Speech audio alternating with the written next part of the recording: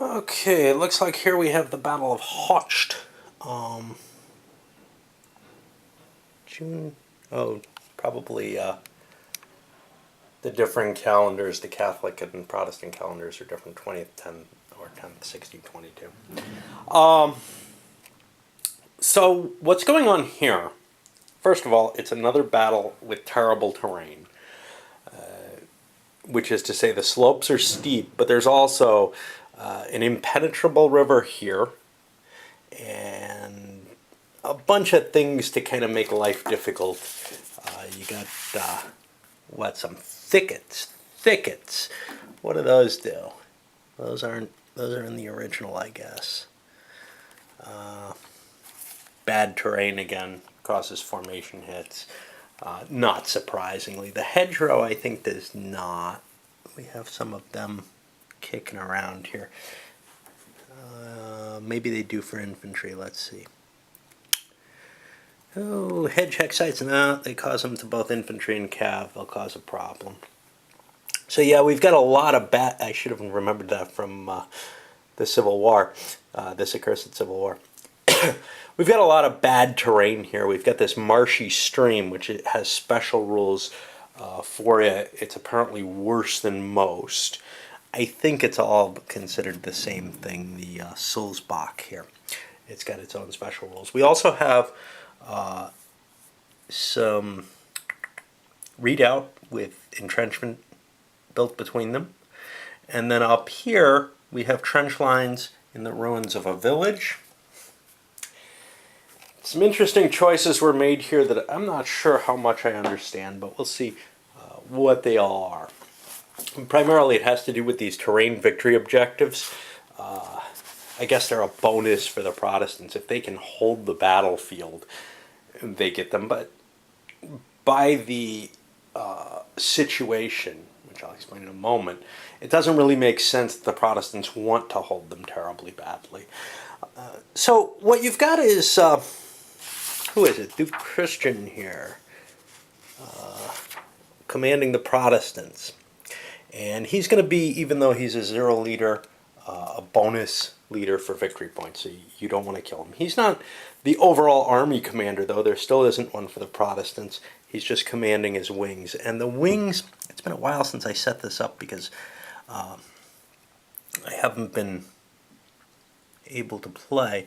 He's got a main infantry wing covering this whole area, a right cav musketeer wing, whatever. It's mainly light infantry. There's one cav unit down here, and then a rear group of cavalry, which are mainly victory points waiting to happen as far as I can see. It's just a question of who's going to get them.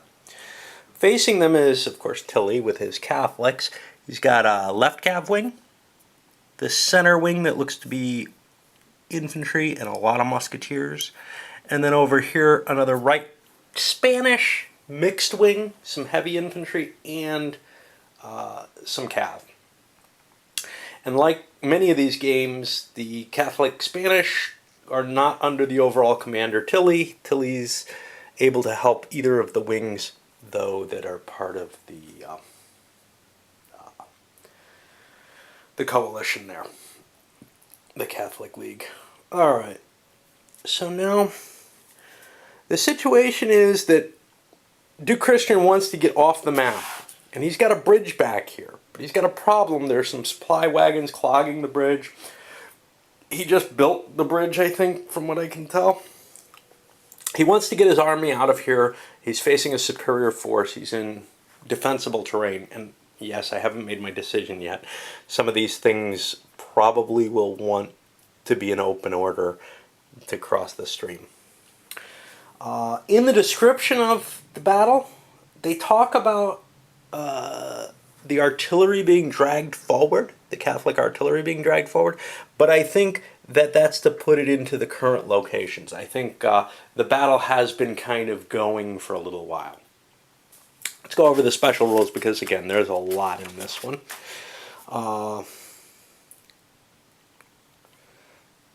But most of them are just terrain, not of too much importance. The Nida River, as I said, was impassable. The Sulzbach stream, which looks like a marshy stream, Over here, they've got a distinguishing between marshy and minor stream. Minor stream has no effect. You kind of see one running through the marsh there. It's just for visual. But the Sousbach is, you can move through it. It takes an entire movement to enter it and an entire movement to leave it. It causes formation hits.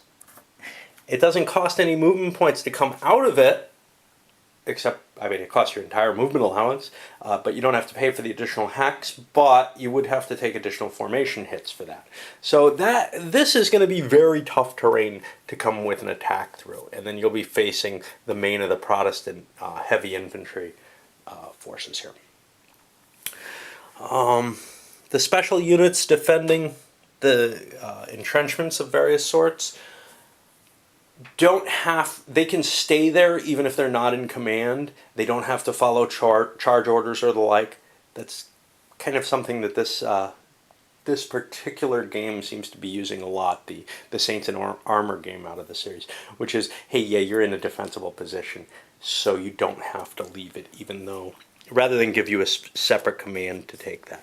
The units are marked, as we've been seeing in most of this game, with a little bit different kind of typeface from the other units. This kind of surrounded with a white box in the name of the unit to indicate there's some special rules, and they're usually of this type. What else do we have? Okay, both sides have detached a lot of musketeers from their from their heavy infantry formations, and you'll see there's this scattering just swinging through all of here of light units. And the Catholics also have some pretty heavy light units in play to help them achieve some sort of breakthrough there. Now, those guys actually have pretty decent firepower rating. But what it means is every heavy infantry unit in the game is marked with this -1 fire. It's going to have trouble conducting fire combat, which is fine. Those things are probably too big to really maneuver in this terrain. We found in like in White Mountain, those big units have real trouble with the terrain.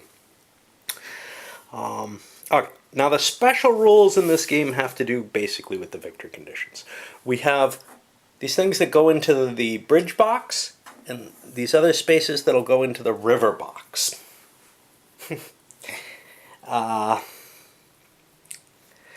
There's a game turn.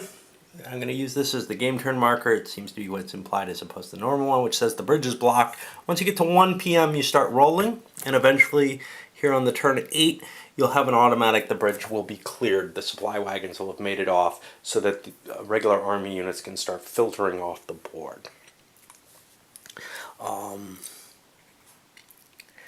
right, key positions. We have stars here, here, here, and here, all worth victory points. These guys are worth 15 each. These guys are worth 10 each. These are the ones I have kind of a gripe about, because to me it seems like the Protestants might leave some troops back there even after they've extricated their army, depending on what the situation is, in order to win the game with extra points that kind of don't fit the situation well. I'm worried about how those might be gamed. I'm not sure what value they serve. Clearly, that's good terrain. If you're going to be holding off the Catholics for any length of time, you want to be in these places. So I don't know. Those victory point spaces probably shouldn't have been committed as such.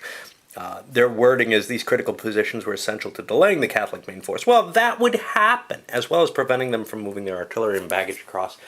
I think surrendering the forces there, though, might not be worth the delay. Who knows?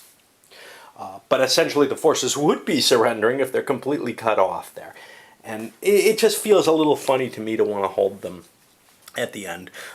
Duke Christian, as I said, is worth extra victory points for this. Okay, you're able to move units off the map in these two areas. Now for Hochst Bridge, if the Protestants have the bridge open, they can move units off the map, and each heavy infantry or cav is worth 15. Remember, those lights, even though they're a fairly big part of the army, they're not worth any victory points. Again, in this battle, probably more than any other, that makes less sense. but whatever. Just because of the size of the amount of skirmishers they've got out there. And if you route off the map into one of these boxes, you're still considered eliminated, as you would normally. And those are the directions that the Protestants route in. The Catholic player can also move into that bridge box, but he only gets victory points if he does it before game turn 15, which is quite late in the battle. It's 30 points for each Catholic cav and heavy infantry that lead the game. Now, you still take penalties for any casualties you take on those units, but could be a big victory point bonus, especially for a unit that's chewed up to go off there, but any unit wants to go off there. And the idea here is that Tilly might have a chance to destroy the entire Protestant army. In addition to that, if the Catholic can get 2 units off the bridge before the Protestant player does so, and remember the Protestant can't until the bridge is clear, but the Catholic can, he gets a bonus 80 victory points. If he could, cause some problems while the bridge is not serving to let the units out. Pursuing off the map doesn't put you here. You get no bonus for that. Okay, and now for the river, the Catholic can move off there, and he gets victory points if he gets 2 units off the box from that direction. And it's 30 points maximum for those 2 units, which really sounds like it's significantly less than you would get if you can make it here. But that would provide some disruption, even if it wouldn't challenge the bridge. There's a variant for a free setup, which I'm not going to use. I've already got these guys set up. And the historical outcome was 80 points for the Catholics, 150 for the Protestants, ending in a decisive Protestant victory because they got off the board. Historically, it was very decisive in game turns, but that was because Tilly failed to press his advantage in a way the players will not manage to match in the game. All right, well, I guess I'll load this up as an intro because it's gotten pretty long, and then we'll start the battle.